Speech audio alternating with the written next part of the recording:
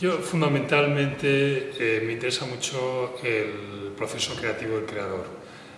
Cada vez que voy a una conferencia, por ejemplo, de un compañero artista o un artista que no conozco, siempre me interesa mucho ver qué es lo que ocurre detrás de la escena, cómo llega a esa obra final, a ese proyecto final, cuáles son los obstáculos, cuáles son sus trucos para inspirarse.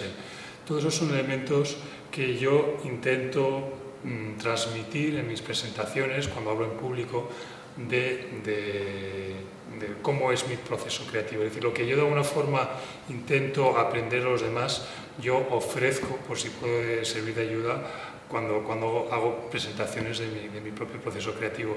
Porque creo que al final es algo que nos puede servir a todos. Todos tenemos un proceso creativo, todos de alguna forma tenemos un artista interior, da igual en qué sector estemos trabajando, tenemos que buscar formas de activar ese espíritu de investigación, esa curiosidad, ese estado de atención alterada, que en el fondo es lo que se trata. Para mí el acto de la creación es estar atentos a nuestro entorno, el estar atentos a pequeños detalles y cómo utilizar esos detalles, cómo incorporarlos a nuestro proceso creativo. Eso en el fondo es lo que yo hago y es lo que de alguna forma intento transmitir, como he hecho hoy aquí en la ponencia. Yo tengo una imagen un poco vampírica del creador, es decir, yo creo que de hecho incito muchas veces cuando estoy dando clases a que los creadores, a los estudiantes creadores sean vampiros de su pasado, del pasado. Tenemos que nutrirnos del pasado tenemos que hacerlo vivo. El pasado está viviendo a través de nosotros, ¿no? Nosotros estamos dando voz al pasado. Entonces para mí es muy importante no tener miedo a meternos en ese pasado y hacerlo nuestro.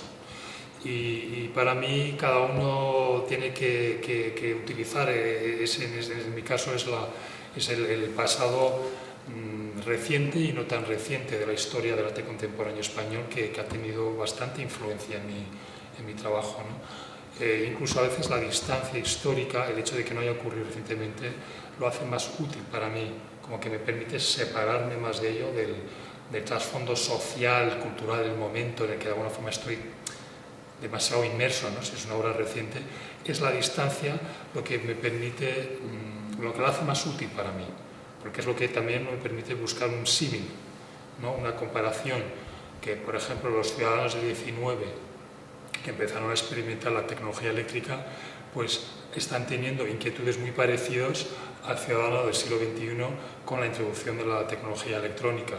La distancia del 19 me permite ver y detectar hábitos que me son mucho más claros por la distancia que intentar analizar el momento actual. Entonces esa distancia es muy útil y además muy interesante.